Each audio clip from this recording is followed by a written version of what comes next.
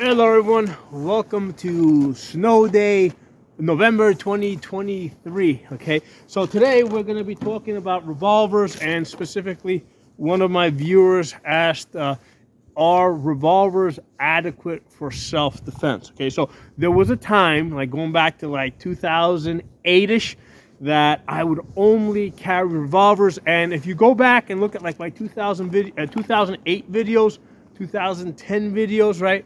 You're going to see that I'm a big supporter of revolvers. And back then I was saying I didn't quite feel comfortable carrying semi-automatics. Okay, so the thing is, like here's the thing: I wasn't born with guns. Okay, I acquired guns, and the same thing, I wasn't born with the knowledge of guns.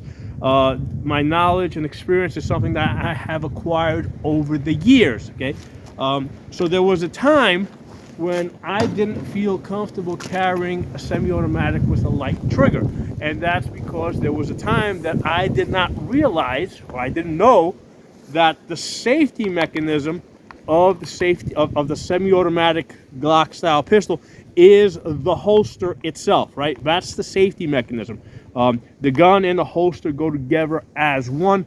So there was a time I didn't know that. Okay, so not knowing that, okay, I felt a lot more comfortable carrying a revolver, which had a much longer, harder trigger squeeze. Okay, so over the years, I came to understand that the holster is part of the safety mechanism, and I felt a lot more comfortable about carrying semi-automatics, which is what I carry now every day. I carry Glock 43. Okay, so now the question that was asked is specifically is a 6-shooter. Okay, and this one happens to be a 5-shooter.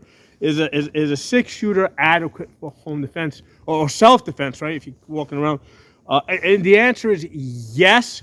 But it may not be the best option. Okay, now the reason for that is not necessarily because the bullets aren't going to do the job. Okay, the reason for that is because here's the thing: this is a 5-shooter that shoots 38 special. Okay, and the problem with these 38 specials is that they are big. Okay, they're very big. In fact, this is one that I have reloaded myself with cast bullets. I actually made the bullets. I melted down the lead and I made these bullets myself. So I am very aware, because I put this thing together, that with the 38 special, okay, only about half of this case is full of gunpowder. Okay, and the reason for that is because with the 38 special, this was originally a black powder cartridge, which black powder is basically low pressure, lower power, basically. Back in the black powder days, this would be, this would be filled up all the way. Okay, so if you compare it to this black powder revolver, right, which I have loaded with black powder, you can see how the cartridge and the revolver cylinder are about the same length. Okay, so that's why a lot of these revolver cartridges, right, especially from the early days, like from the 38 days, okay, they're so big and long, and why they're also empty on the inside, which means that this is very inefficient. Okay, you're carrying a big, long cartridge that is mostly empty on the inside, and that's also the reason why they came up with the 357. The 357, basically, somebody said, "Hey, this 38 special is mostly empty. Okay, what happens if we fill it up all the way, right, and basically upsize the strength of the revolver?" And essentially, that's how they came up with the 357 idea. Okay, so as far as carrying, again, going back to the question, is this adequate for self-defense? Yes, it will definitely do the job. Okay, but the problem is it's a question of efficiency. So the problem with the revolver, okay, even if you've got one that is short, you still have a cylinder, and the cylinder is wide. Okay, so even this 5-shot 38 special, right, which is good, and if you have a 5-shot 357, it's going to be just as wide, maybe a little bit more wider, depending on the materials. Nowadays they use like stainless steel and stronger material so that you can have, let's say, a 357 that's about the same size. But this, for 5 shots or 6 shots, again, it will be a little bit bigger. This is the same width as this gun, right, as this Glock 43 with the holster. So if I put this in the holster, this is going to become even bigger, okay? So this holds 6 + 1, so I have 7 shots here versus 5 in this. And then when I put that in the holster, that becomes even bigger, okay? So that's the problem with the revolvers, right? It's a question of efficiency. How much firepower are you carrying for the weight, right? It's not to say that the 5 shots aren't enough, but this, because this is all metal, is actually heavier than this. So for this weight, I only get 5 shots. For the same weight, I basically get 6 + 1, I get 7 shots, okay? Now, if you go to, let's say, a 6-shot revolver or a 7-shot revolver, or they even make 8-shot revolvers, the gun gets heavier and heavier. So it becomes a question of efficiency. Now, the other thing is that the revolver's all metal, right, versus the polymer frames. So the frame of the gun on the polymer frames is mostly plastic, except for the sliding barrel. So the gun itself is lighter, okay? And then the ammunition, because a 9mm is more efficient, because a 9mm, it's shorter and they just fill it up all the way. So again, it's a question of efficiency, okay? Now, the other problem, okay, so that's, so we talked about the weight of the gun. We talked about the size. We talked about the ammunition efficiency. But there's also an aiming issue, right? If you go to most of these revolvers, look at the sights on this thing, man. Okay, most of these revolvers, they've got these old sights. I cannot see that even like in low light conditions. Okay, that is pretty hard to see. Okay, in low light conditions, it's actually easier to see against the snow here. Okay, versus these kind of guns, right, nowadays that you can get with, you get with your red dots, right? Okay, let me make this a little bit brighter so you guys can see it, because it's also washing out against the snow a little bit. There it is. Now you can see it even brighter.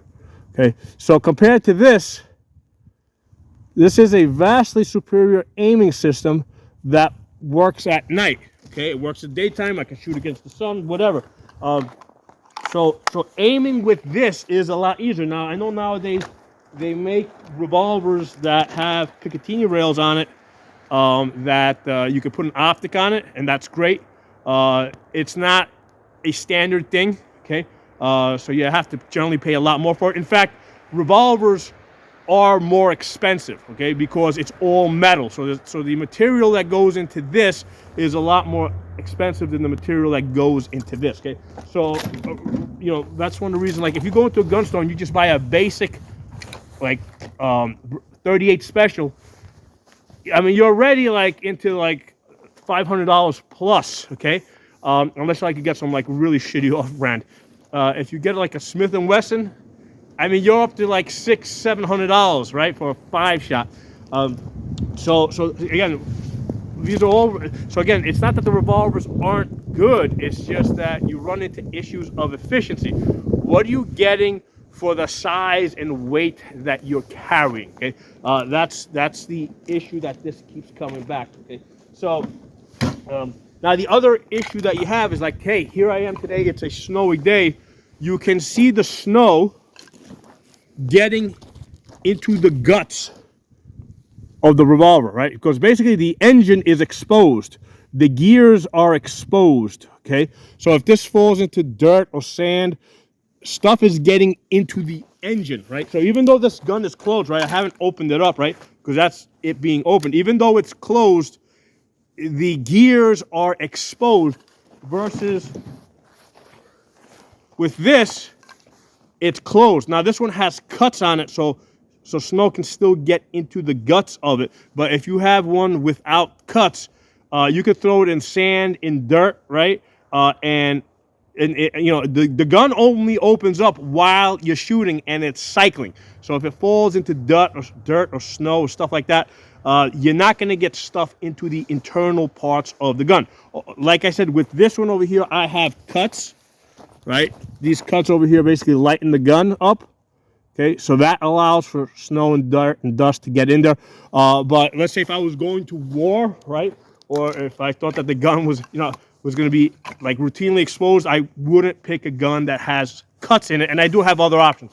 I do have other Glock 43s, let's say, that don't have those cuts in it. So that's an option with semi-automatic pistols, right? Not getting one with cuts, but that's not an option with the revolver. Okay. The guts of this are going to be exposed. Stuff is going to get into the inner workings. Now, the other thing is, let's talk about reliability. Because a lot of people say, hey, revolvers, like they've been shooting revolvers for years, never had a reliability issue. Well, what I find is the people that shoot revolvers don't do a whole lot of shooting, okay? So you could have somebody that only carries a revolver, or has only shot revolvers, but every time they go to gun range, they don't even shoot like a full box of 50 rounds. Okay, the revolver, a lot of revolver shooters that I have met over the years are very stingy with ammunition. Okay, they only buy 50 rounds at a time.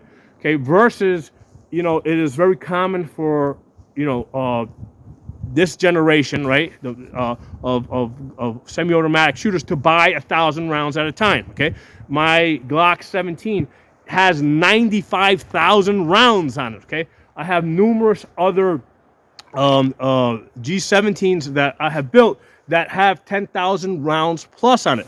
Okay, on revolvers, you will very rarely ever find a revolver, unless you're somebody like me, that has more than 500 rounds. You're lucky if you find somebody that has 1,000 rounds on the revolver. Now, as far as like durability, okay, again, a lot of the old FUD revolver people will say revolvers never break. They don't shoot them enough, okay? Every revolver, because back in 2000, between 2006, 2007, and 2010, 12, I used to train lots of people on revolvers, okay? And because I would train people, basically I would break the guns. Almost every revolver that I have ever used to train people with on regularly, they rarely ever got more than 2,000 rounds on it, okay, without breaking, all right? The timing would go bad, the gears would go bad, almost every one of them would go bad, and the problem with revolvers is it's hard to fix yourself once the timing and stuff like that goes off, so it had to always go back to the manufacturer. And I had a friend of mine, that had bought a brand new Smith & Wesson 44 Magnum. This was last year, right? Brand new, and his thing was shooting it. And one of the issues that I found, it for a short while, it stopped doing it. I don't know why it was doing it, but the cylinder wouldn't lock up. So basically, what happens is when you pull the trigger, right, the cylinder's supposed to lock into place. The reason why that happens is because there's this little bar in there, right, that comes up and engages with the cylinder, and that little bar, that little spike that sticks up, prevents this from rotating. Well, for whatever reason, this brand new Smith & Wesson, that got stuck and it wasn't coming up, and what that meant is that the cylinder wasn't locking in place. Now, the possible problem is that, first of all, your primer is not lining up with your firing pin. So what that means is when you pull the hammer, under the best conditions, it's not gonna, because remember, this is a hammer that hits a transfer bar, right? That then hits a firing pin.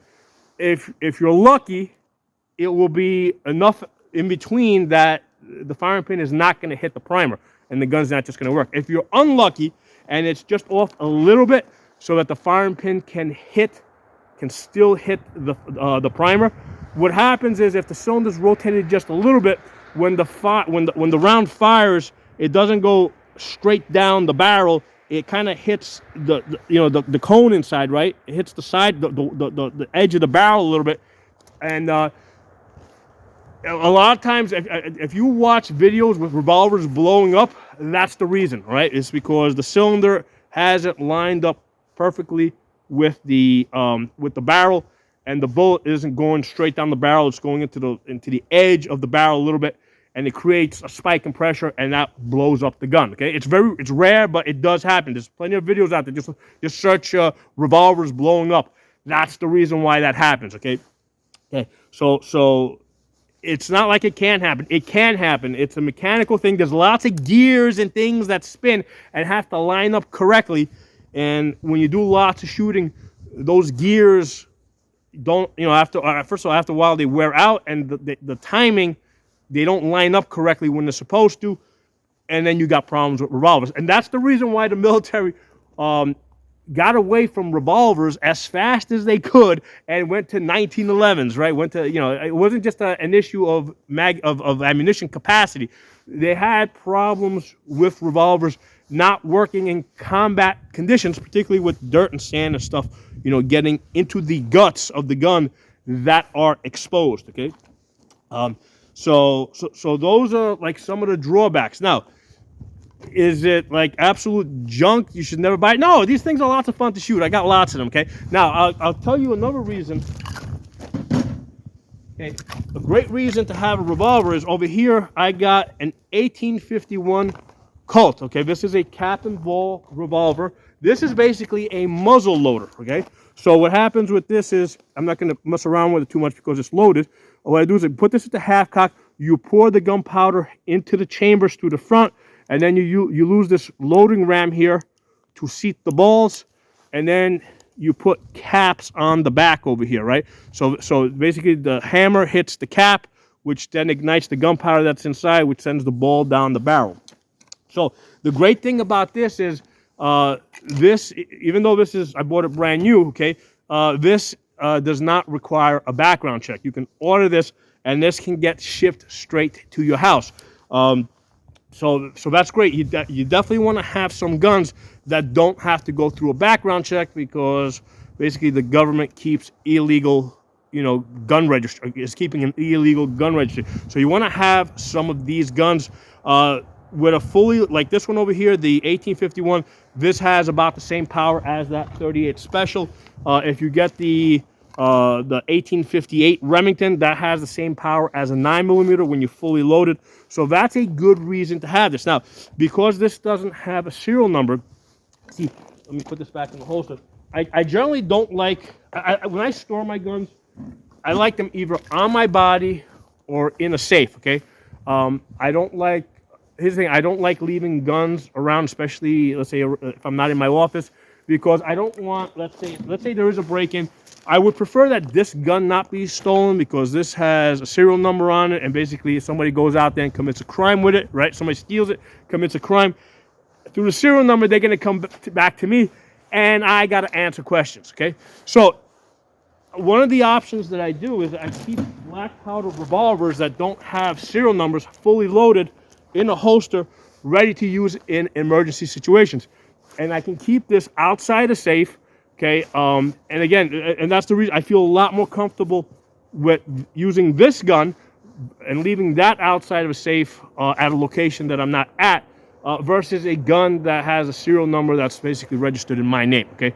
Because in this state, in Pennsylvania, when you purchase a handgun, it gets reported to the state police, and the state police keeps an illegal registry, okay? There's actually a PA law that says that that they can't be a registry, and through some BS, the state police basically maintains an illegal registry, okay?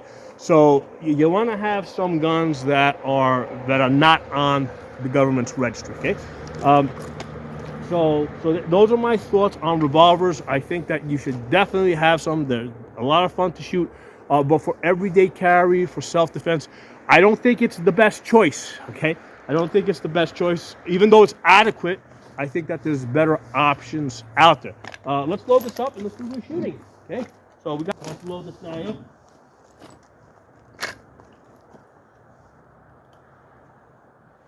Okay, yeah, so these are dropping in nice.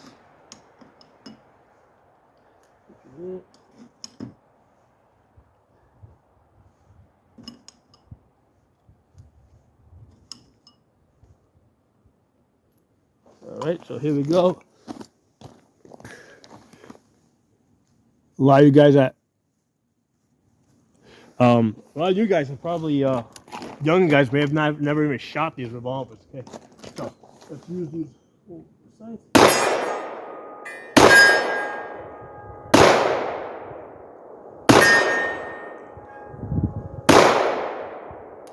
That's it. Only 5 shots. So here's the two other interesting points. The 38 specials, even though they're less powerful than 9mm, right? And they have less gunpowder in it, right? We said with the 38 specials, they only fill these things up about halfway.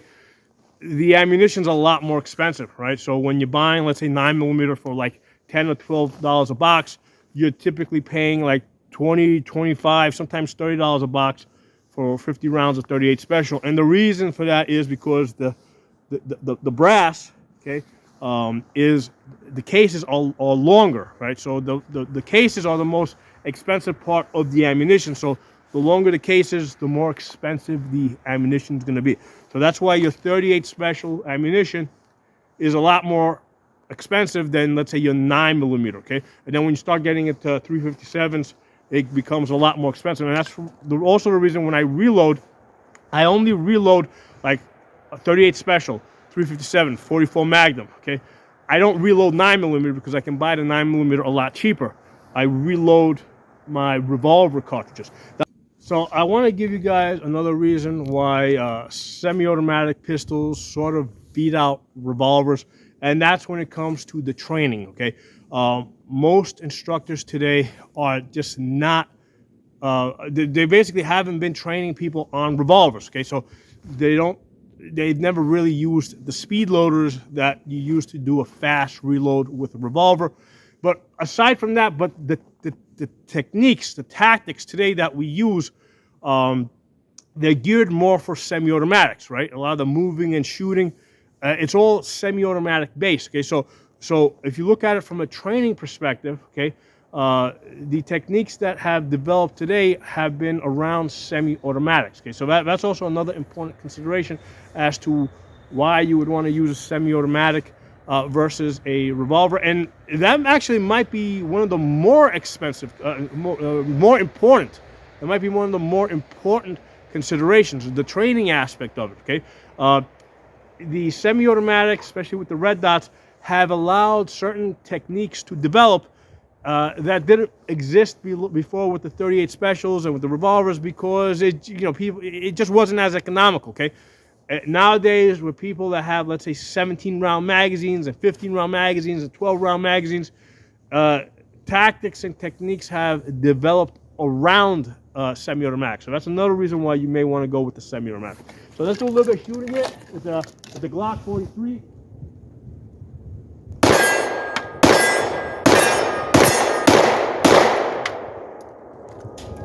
So again, you got the fast reload. It's a lot easier to put a magazine, switch out the magazine, put a new magazine in the gun, versus putting 6 individual or 5 individual bullets.